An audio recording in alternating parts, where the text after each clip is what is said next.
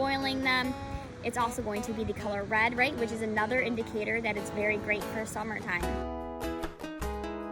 Hey guys, welcome back to Cultivating Harmony. If you haven't already, go ahead and hit the subscribe and like button. That helps me to continue putting out really interesting Chinese medicine topic for you guys.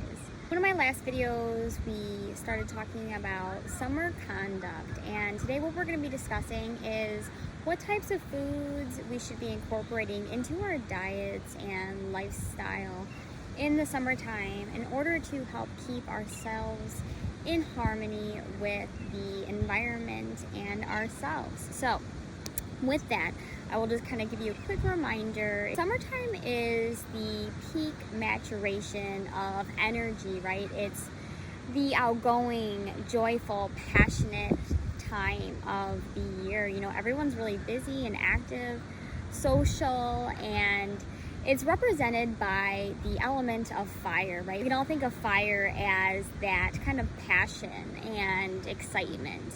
You know, we talk about in couples, right, that spark, keeping that spark alive.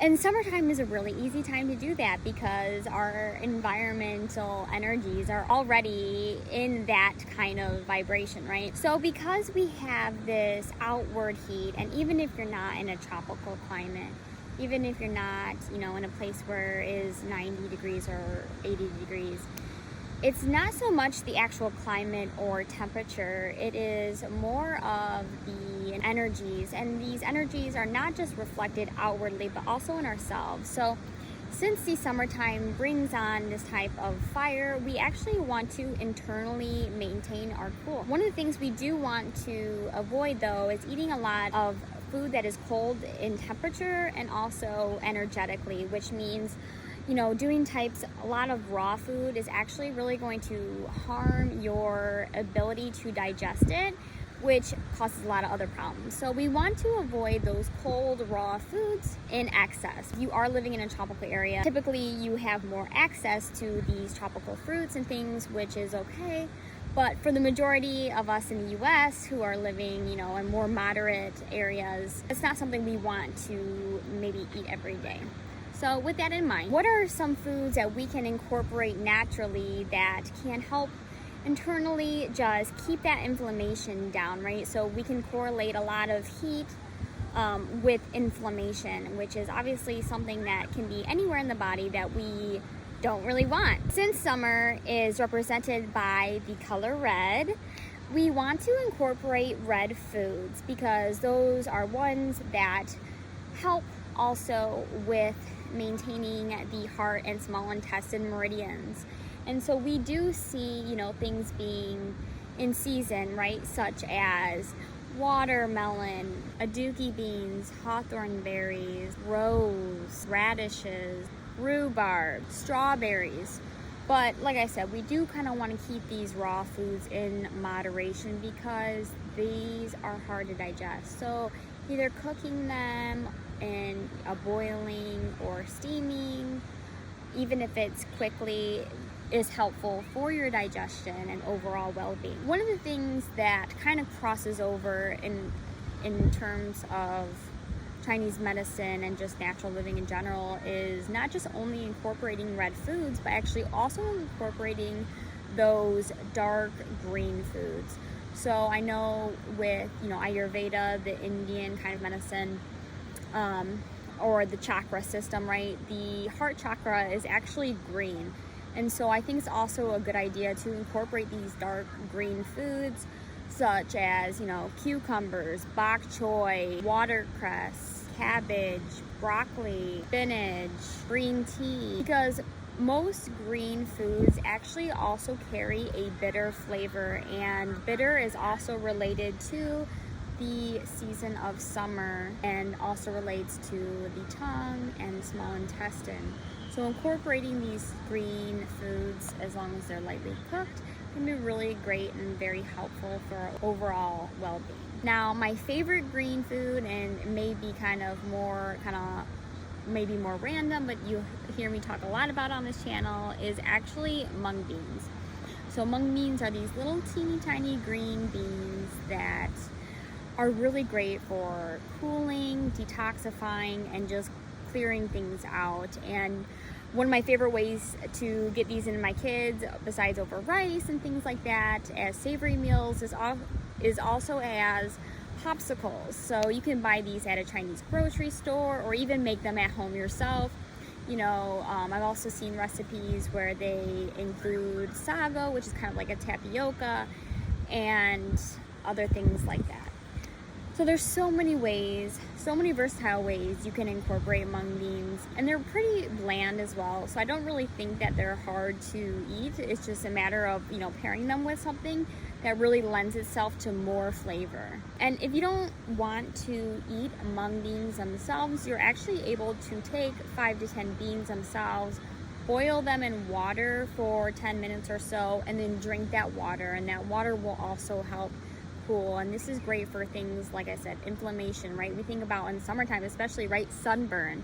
So just being able to, in the evening, maybe if you went out in the sun too long that day, which I don't recommend, because it is very hard on your system, but to try to kind of counteract that a little bit with boiling some mung beans and making a mung bean tea, right? Another thing I mentioned earlier was watermelon, and with watermelon, I really prefer to actually juice my watermelon instead of just eating it cut up, just because those raw fibers within the watermelon can be very cold and hard to digest. And I think so many of us, right, whether we're learning or going to school, any type of activities where we're very focused, depletes our spleen energy. And when we're eating cold food, that further depletes the ability to digest. So with juicing, you're at least kind of able to bypass a little bit that digestive system, since it's just a liquid and it's going to be excreted as a liquid.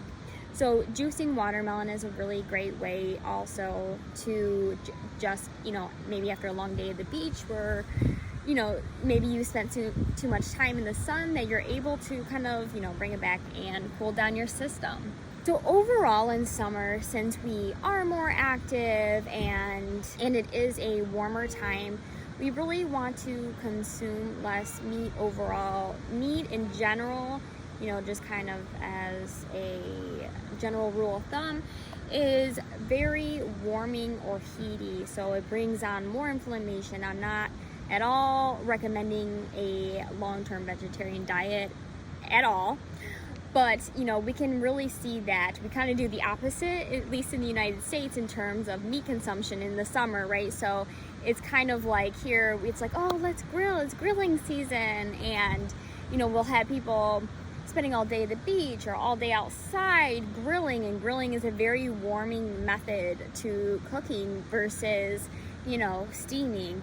And so we will grill these really heaty substances like meat, and after spending all day in the heat, which causes strain and inflammation on our body in general, and then wonder why we people have like a red flushing of a face, or will break out in red rashes or have infections and other inflammation, things like that. Maybe don't consider summer the optimal time for grilling. In my family, we really try to grill year round. It's better to grill in the cooler months, actually, because it is so warming. So maybe if you are grilling, try to add some more vegetables to the grill and not just have a really meat heavy or focused dinner that night. So besides just meat, like I said, overall, we should really just be consuming less. This is the time to expend our energy, everything that we've kind of stored up over the fall and winter. We can kind of shed that a little bit and, go play volleyball, go run around, play with your kids and enjoy yourself. Don't get, hung up on this very militant, diet or activity or way of being. This is really a time to enjoy yourselves. And it's really easy sometimes in the summer to fall into a disharmony of feeling like you have to do more and more and more and more, because this is a season where we're outgoing and we're doing things and we're social and we have things to do. But like I said, don't take it to the point of excess where you're very scattered and spread thin. So if you are going to go with a meat option besides just adding more veggies, a really good thing to do is to actually incorporate seafood. Now, seafood is typically a food group that is related to winter and water in general. But the thing with seafood is, besides that, it's often cooling because it comes from the cold sea, right? And especially if you live in coastal or tropical areas that lend themselves to easy seafood access. You know, one of the things about foods, and I'm planning on doing a video about this soon, is we should be eating what's local, what's in season. You know, I think it's easier to see when we go to Europe or things like that sometimes in the United States, where we get every food year round in any kind of season. But in Europe, I really find that each kind of like locality is very specific in terms of cuisine and, you know, what the locals eat. You know, if you want to eat what the locals eat, if the locals are eating, you know, shrimp and oysters and a certain type of fish, or, you know, a vegetable, whatever it is, that's what you want to be eating. You know, especially, like I said, the locals, they have lived here, and a lot of times they have a longer history of eating certain cuisines or certain foods, certain meals, certain combinations that still hold that intelligence, even if it's lost and they don't know it verbally. A lot of these flavor combinations, food combinations, were initially created for a reason, created for that region on purpose. So kind of bringing us back to that idea of, if we look around and observe, we will find what can heal us at that time in that place. A lot of these vegetables that are growing, especially profusely right now, right, are trying to capture that energy from the sun, right, which is the main source of fire or energy for this plane of existence. And since they are able to capture that energy, then we can luckily consume it, and it will hopefully provide us that energy as well, as long as we're able to digest it. Along with lightening up our meals and our plates is to lighten up, you know, stay away from super greasy foods, heavy foods, you know, dairy, things that are really going to weigh you down. Those are kind of things that we want to avoid. So meat and protein in general are very yang substances, and so we really kind of want to add more yin to balance the peak of yang, right, that we're experiencing in the summer, with yin. And so seafood is a great yin food overall to add. You know, Americans in general, we like to be yang. We're good at yang. We like to be aggressive and expend too much energy. If we are in this very yang state of being year round, we eventually will become burnt out. Trying to just nourish and relax, cool down a little bit, that's okay to do in the summer too. You don't have to go full throttle 24/7. A great way to lighten up is to put the majority of your heavy meals in the first half of the day.